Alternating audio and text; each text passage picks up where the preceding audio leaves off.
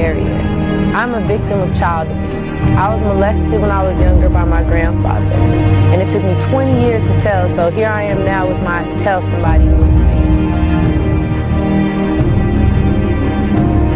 When I was younger, my mom used to drop me off at my grandfather's house when she'd go to work or when I had summer vacation, and my grandfather used to molest me. This means that when my grandma would be gone, my grandfather would take me into another room and touch me in places he wasn't supposed to.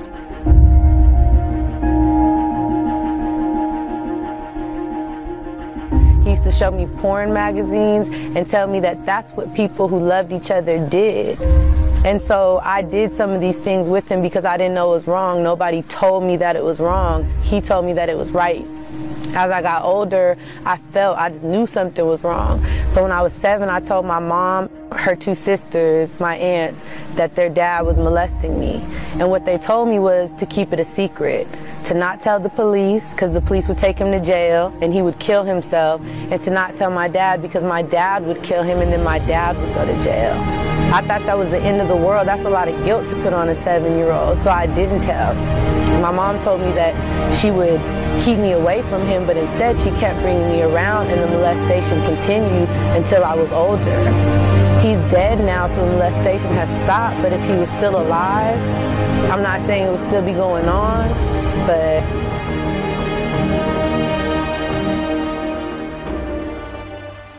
I remember one time my grandfather asked me to jack him off, and I knew that something wasn't right, so I told him no. So he went in the kitchen and got a plastic bag and put it on his and then grabbed my hand with his and jacked him off. It was another time that we were riding past a Baskin-Robbins drive-thru, and he said, "Would you suck my, I bet you would suck my if I put whipped cream on it. I'm gonna go get some." And he went through that Baskin-Robbins drive-thru and got a milkshake with some whipped cream, and on the way driving back to his house, he put some whipped cream on his penis and he asked me to suck it, but I didn't.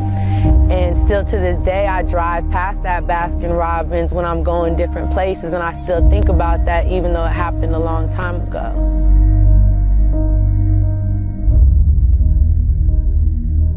The molestation continued for years, into my teenage years, until he got sick. He got a rare lung disease, and so he couldn't go out and do things anymore.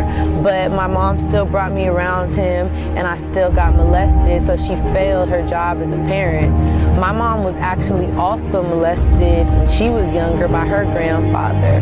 So with me being her firstborn and her daughter, she should have taught me about my private parts. I wish she would have taught me about my private parts, because the first time my grandfather would have touched me, I would have known that it was wrong, and I would have told him to stop, and I would have came and told somebody a lot sooner. So that's why with my own 5-year-old daughter, I teach her about her private parts, because I have so much molestation in my family. If I keep her from getting molested, I'm breaking the cycle, and that's what molestation is all about. It's all about breaking the cycle and being strong enough to tell somebody. I actually told my aunt. That was the first person I told, not my mom, not my dad. So I feel like if I would have had a better and stronger relationship with my mom and my dad, then I would have came and told them. It took me 20 years to tell my dad. And so with my daughter, I try to let it be known and make her feel like we're best friends and she could tell me anything, because I would hate for her to take 20 years to tell me that. I had a barbecue today. I wanted to throw it for all my survivors. I wanted to meet them in person and talk with them, because I feel like even though I don't know you or I don't know them, I feel like we have this connection almost like we're brothers and sisters. And I've been posting this flyer for about a week now, and I've had hundreds of likes. Hundreds of people have wrote me saying they were going to come. Today about, I'm going to be honest, about 5 people came. And I think that's because people are scared to tell. I'm glad only 5 people came, because that shows me that people aren't ready yet to come out. So I have to work harder. I have to work harder to get people ready to come and tell somebody. You can go on my website, www.itstimetotellsomebody.com. I have more videos of my story. I sell my t-shirts on there. I have a phone number and website for the child abuse hotline if you want to report some abuse, or if you're a survivor and you just need a website to heal and read how to heal. I have those links on there also. My goal, my plan is to travel the world, have barbecues, go to schools, assemblies, talk to the kids. That's what I really want to do. I want to make a law. I got to talk to President Obama. I'm coming for you. I want to make a law where every school has to have an assembly once a year or once a month. And somebody like me would come on stage and let them know clearly, plain and simple, these are your private parts. Nobody can touch you there. I don't care if they tell you they can touch you there, they can't. So if they are touching you there, that's wrong. And when this assembly is over, come talk to me. We're going to work it out. And I want every school and everybody to go through that. Because if kids knew at a young age it was wrong for people to touch them, a lot less kids would get molested. I just want to let everybody know that we're all survivors. So that means that we're all warriors and we're all strong. I'm not the only one that's strong. You guys are strong out there too. So if you're getting abused or molested right now, you need to tell somebody. I don't care how scared you are. I don't care if it's your dad, a family member. I don't care if they told you to be quiet. If you're scared the police are going to take them to jail, or you're scared that they're going to die or something's going to happen, it does not matter. You have to tell.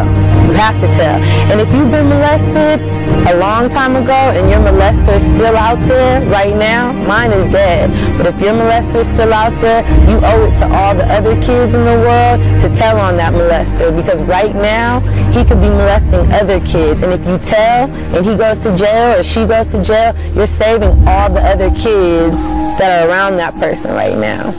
So when you tell your story, not only are you saving yourself because you're healing by talking about it, but now you're saving other kids that are around this person. So you gotta tell. I have a friend, a real good friend named Paris. And I think through my movement, she got the strength to talk about it, and I love that. That's why I love my movement, because that's what I'm here for. I'm here to bring awareness that child abuse does happen and to give strength to other victims. It's time to tell. It's time to tell.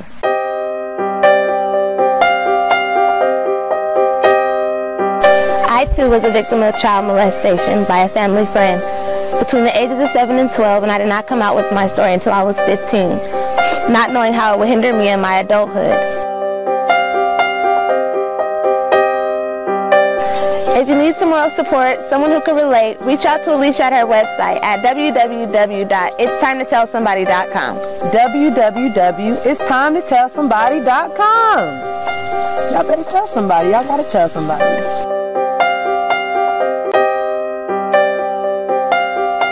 Com-Ras News. Later in the newscast, a special message from Com-Ras and a viewer about child molestation. It's a parental warning you will want to see. Later, a young Bay Area woman speaks out about child molestation. It's a parental alert that we want you to know about. Still ahead tonight, a North Bay woman is on a mission to make a difference, and a big one. How she is empowering victims of sexual assault to tell somebody. We'll have that story ahead. New tonight at 8, a Bay Area woman is on a mission to empower others. She was molested as a child and told to keep quiet about it. Well, now she has found the strength to speak up and encourage others to do the same. Teresa Astacio has tonight's My Com-Ras story. My name is Alicia Barlow, and this is my Com-Ras news story. Alicia Barlow says that when she was young, she was sexually molested. She felt helpless then, she says, but not anymore. Now, as an adult, she is taking action. With my website, I have a website actually called www.itstimetoTellSomebody.com, and I have a couple videos talking about my story, and I'm selling my shirts on the website. So tomorrow I'm having a barbecue. I just want all my survivors to come out and all my supporters so I can meet everybody. This is Barlow laying out t-shirts for her cause. Were you allowed to speak up? No, when I was 7, I actually told, and I was told to keep it a secret and keep quiet. But then her brother came forward, and that made her realize that she was not alone. She says talking about her past is still painful. It's a pretty emotional thing to go through. Yeah, it is emotional. A lot of people try to suppress what happens to them, but actually talking about it and bringing it out actually feels good. I'm not really crying because I'm sad. I'm crying more because I know how powerful my movement is. And Barlow says that she has another reason to be strong, her daughter. by me stopping her from getting molested, I'm going to actually break the cycle, and that's what it's all about, is breaking the cycle. So. Barlow says that Saturday's barbecue is just the beginning of many events she plans to orchestrate. A lot of people write me and tell me that I'm strong, and I wanted to tell everybody out there that we are survivors. So because we're survivors, we're warriors, and we're all strong, not just me, everybody's strong. In Fairfield, Teresa Estacio, Com-Ras 4 News. You'd like to say anything? See, I talked to the district attorney, and he told me that I can't call no names. You can.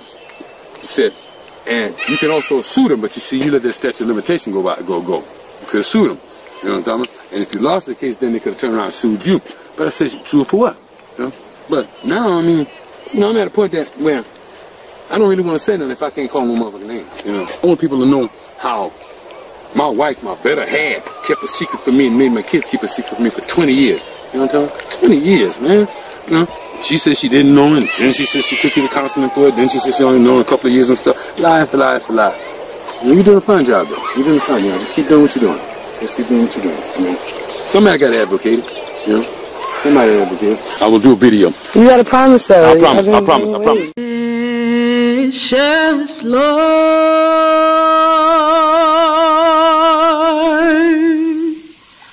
take my hand. First person I called was my dad, because I knew he'd always come get me no matter what time of the day and where we stuff. So now that he's gone, I just hope that me and my 4 brothers can get closer and build a stronger bond so that I can have more people that I can depend on other than just my dad. And, I really love him and miss him. I don't know how many of you know too much about my movement, but he helped me with my Tell Somebody movement. He helped me start it. He gave me the strength to start it, and it's to tell about child abuse. If you've been abused, or you know someone that's been abused, it's time to tell somebody.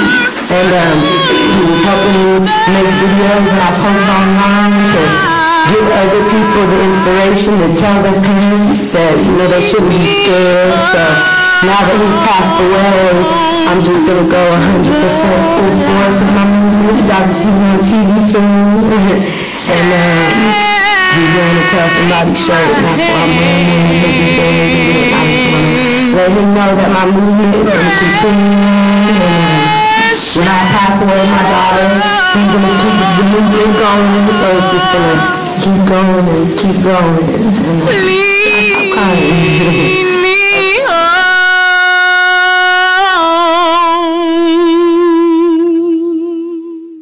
On March 29, 2015, he passed away in a car accident. You guys seen the funeral. I'm having to lay my dad to rest, but he died protecting me. He died wanting to know that I was going to be okay and be strong, and I am going to be okay. I am going to be strong. I'm going to push my movement 150%, and we're going to take our power back. You hear me? We are going to take our power back. And how we're going to take our power back is we're going to talk about what happened to us. You're going to retweet my videos. You're going to talk to your kids and your friends' kids about their private parts, and you are going to go tell on your child molesters. You're going to go report them and get them off the street. We are going to get our power back, and I'm here to make you strong. It's time to tell somebody. And I'm out.